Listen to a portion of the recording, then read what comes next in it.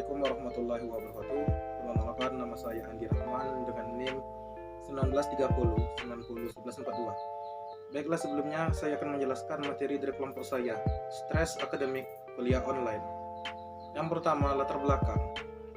WHO telah menyatakan bahwa COVID-19 atau SARS-CoV-2 sebagai pandemi global terhitung sejak Maret 2020 mengikuti kebijakan physical distancing untuk mencegah penyebaran virus COVID-19 yang diterapkan di Indonesia. Kegiatan akademis pun dialihkan dari tatap muka menjadi metode daring atau online. Perubahan ini mengakibatkan mahasiswa harus beradaptasi terhadap sistem baru yang memiliki beberapa tantangan dalam pelaksanaannya.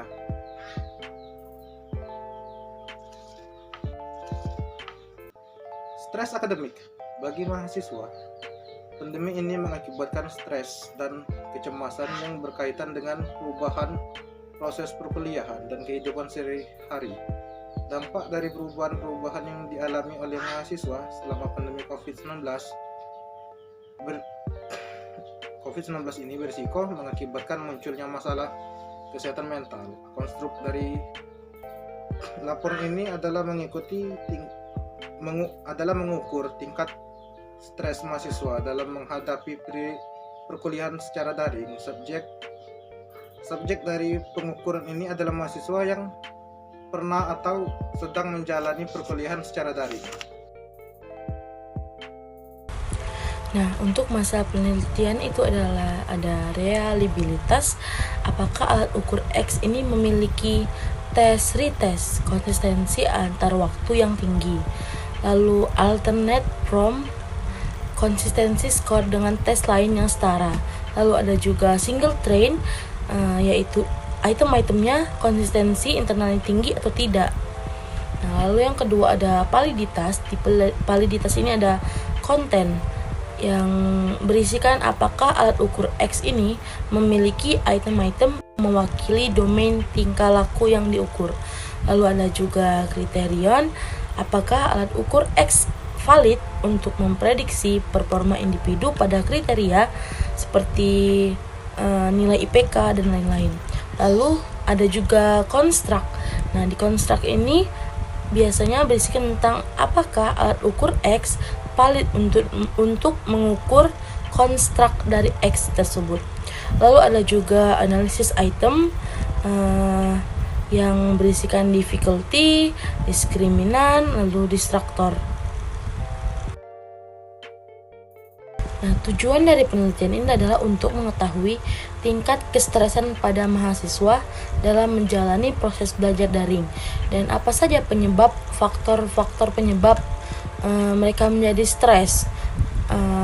Setiap mahasiswa pasti mempunyai faktor-faktor penyebab yang berbeda, seperti faktor karena ekonomi, atau karena kuota, atau sinyal yang terbatas, atau faktor diri sendiri karena kemalasan. Tujuan utama dari penelitian ini adalah diharapkan mahasiswa dapat mengetahui atau meningkatkan kesadaran mengenai gambaran sumber stres yang dialami mereka. Manfaat penelitian ini diharapkan dapat digunakan sebagai masukan bagi mahasiswa guna meningkatkan pengetahuan mengenai gambaran sumber stres, tingkat stres mahasiswa yang melaksanakan perkuliahan secara daring atau online. Baiklah, materi selanjutnya yaitu teori konstruk. Definisi. Menurut Atkinson dalam Nur Sliman 2013, stres terjadi ketika ada suatu peristiwa yang kemudian akan menjadi suatu hal yang dirasa membahayakan bagi individu. Dari satu individu akan bereaksi baik secara fisik maupun psikologis. Menurut Cloninger dalam Safari dan Saputra 2009, stres adalah suatu kondisi ketegangan yang terjadi ketika seseorang mendapatkan masalah atau tantangan dan seseorang tersebut belum mampu menemukan jalan keluarnya. Dari beberapa beberapa pendapat ahli di atas mengenai pengertian stres, maka dapat ditarik kesimpulan bahwa stres adalah ketegangan yang dirasakan karena adanya ketidakseimbangan antara masalah yang terjadi yang kita sedang hadapi dengan kemampuan kita untuk mengatasi permasalahan tersebut. Selanjutnya yaitu faktor dan aspek. Stres disebabkan oleh banyak faktor yang disebut dengan stresor. Stresor merupakan stimulus yang mengawali atau mencetuskan perubahan. Menurut Santrok 2003 menyebutkan bahwa faktor-faktor yang menyebabkan stres terdiri dari 3. Yang pertama yaitu beban yang terlalu berat, konflik, dan frustasi. Beban yang terlalu berat menyebabkan perasaan tidak berdaya, tidak memiliki harapan yang disebabkan oleh stres akibat pekerjaan yang sangat berat dan akan membuat penderitanya merasa kelelahan secara fisik dan emosional. Kedua yaitu faktor kepribadian. Seperti tipe kepribadian A merupakan tipe kepribadian yang cenderung akan mengalami stres dengan karakteristik kepribadian yang memiliki perasaan kooperatif yang sangat berlebihan. Selanjutnya yaitu faktor kognitif. Sesuatu yang menimbulkan stres tergantung bagaimana individu menilai dan menginterpretasikan suatu kejadian secara kognitif.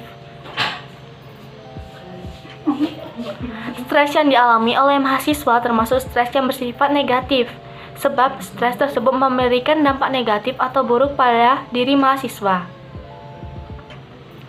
Adapun aspek-aspeknya seperti aspek emosional yang dikeluhkan subjek ialah gelisah, aspek fisik, aspek kognitif, dan aspek interpersonal atau subjek mengeluh, minder, dan lebih suka menyendiri.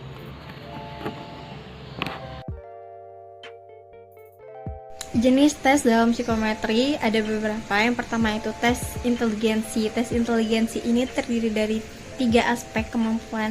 Yang pertama itu kemampuan individu untuk memusatkan fokus kepada suatu masalah yang harus diselesaikan atau dipecahkan. Yang kedua itu kemampuan individu untuk mengadakan kritik baik terhadap persoalan-persoalan yang ada ataupun kritik terhadap diri sendiri.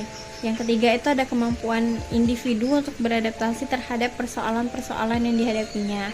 Lalu tes yang kedua itu ada tes minat. Minat adalah keinginan seseorang untuk melakukan sesuatu secara mendalam dan terus-menerus. Dalam kajian ilmu psikologi, antara minat dan bakat memiliki korelatif positif yang tinggi. Akan tetapi, skor yang tinggi pada bakat belum tentu menghasilkan skor yang tinggi juga pada minat. Lalu yang ketiga itu ada tes bakat. Bakat adalah kemampuan khusus seseorang individu yang merupakan potensi dan dapat berubah menjadi prestasi melalui belajar, latihan, dan motivasi yang dilakukan. Nah, dalam tes bakat dipakai untuk mengukur faktor-faktor seperti kemampuan bahasa, kemampuan berpikir, bekerja dengan angka, penalaran di bidang mekanik, kecepatan respon, visualisasi, dan lain-lain. Lalu yang keempat itu ada tes kepribadian. Ada beberapa unsur yang diukur dalam tes kepribadian, diantaranya komitmen, optimisme, kemandirian, pengendalian diri, kepercayaan diri, hubungan interpersonal, motivasi berprestasi, penyesuaian diri, dan daya tahan terhadap stres. Lalu materi selanjutnya yaitu syarat alat ukur yang baik, yaitu ada 5. Yang pertama itu validitas. Validitas menunjukkan sejauh mana suatu alat ukur itu mengukur apa yang hendak diukur. Kecermatan dan ketepatan alat ukur dalam melakukan fungsi ukurnya. Lalu yang kedua itu reliable. Suatu alat ukur dikatakan reliable apabila alat ukur itu dicobakan kepada objek atau subjek yang sama secara berulang-ulang, maka hasilnya akan tetap sama atau relatif sama. Lalu yang ketiga itu objektif. Pada suatu tes yang objektif atau pengambilan testing, seharusnya memperoleh skor yang sama dari pemberi skor atau tester yang berbeda. Jadi yang objektif itu adalah penilaiannya. Lalu yang keempat itu praktis, mudah dan murah. Yang mana suatu alat ukur dikatakan praktis apabila biaya alat ukur itu murah. Di samping itu, alat tersebut mudah diadministrasikan, mudah diskor, dan mudah diinterpretasikan. Lalu yang terakhir itu ada norma. Dalam hal ini, norma diartikan sebagai patokan kriteria dan ukuran yang digunakan untuk menentukan dalam pengambilan keputusan. Baiklah, saya akan menjelaskan tentang validitas dan reliabilitas. Pengertian validitas secara umum itu sendiri adalah suatu tanda atau dasar ukur yang menunjukkan ketetapan atau appropriateness, kemanfaat atau usefulness, dan kesohihan yang mengarah pada ketepatan interpretasi terhadap suatu prosedur evaluasi dengan tujuan pengukurannya. Nah, pengertian validitas menurut Azwar ini adalah validitas itu suatu sejauh mana ketepatan dan kecermatan suatu instrumen tes dalam melakukan fungsi ukurnya. Nah, suatu tes ini dapat dikatakan memiliki validitas yang tinggi apabila alat tersebut menjalankan fungsi ukur secara tepat atau memberikan hasil ukur yang sesuai dengan apa yang dimaksud tersebut dalam pengukuran. Nah, pengujian validitas tiap butir soal, maka skor yang ada pada butir yang dimaksud dikorelasikan dengan skor total. Nah, skor tiap butir soal dinyatakan dengan skor X dan skor total dinyatakan dengan skor Y. Dengan diperolehnya indeks validitas tiap butir soal dapat diketahui yang mana memenuhi syarat bias dilihat dari indeks validitasnya untuk menentukan koefisien korelasi skor tes yang akan diuji validitasnya dengan hasil tes yang distandarkan yang memiliki orang yang sama dapat memakai rumus korelasi produk moment atau dari Pearson. Nah, pengertian reliabilitas menurut ahli itu suatu konsistensi sebuah dalam mengukur atau mengamati sesuatu yang menjadi objek. Nah, menurut Sugiono ini pengertian reliabilitas adalah serangkaian pengukuran atau serangkaian alat ukur yang memiliki konsistensi jika dilakukan dengan alat ukur itu. Nah, dilakukan secara berulang. Reliabilitas merupakan tingkat konsistensi suatu tes sejauh mana tes dapat dipercaya untuk menghasilkan skor yang konsisten, relatif tidak berubah meskipun diteskan pada situasi yang berbeda.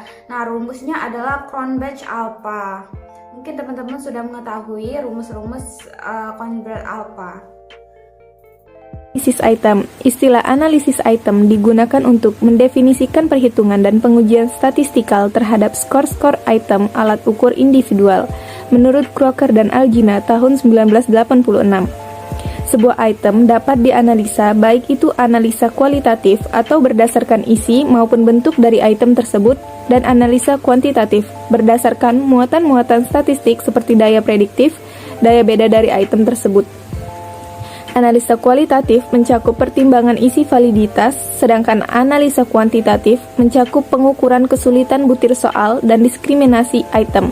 Menurut Anastasi dan Urbina tahun 1997, tujuan utama dalam melakukan analisa item adalah untuk meningkatkan reliabilitas dan validitas suatu alat ukur. Menurut Wilford dan Fracture tahun 1985. Norma adalah penyebaran skor-skor dari suatu kelompok yang digunakan sebagai tolok ukur untuk memberi makna pada skor yang dihasilkan oleh individu dalam suatu tes. Norma mengacu pada performa yang dilakukan oleh kelompok yang telah ditentukan pada jenis tes tertentu. Di dalam sebuah tes, norma didasarkan pada distribusi skor yang diperoleh dari beberapa sampel individu yang telah ditentukan sebelumnya.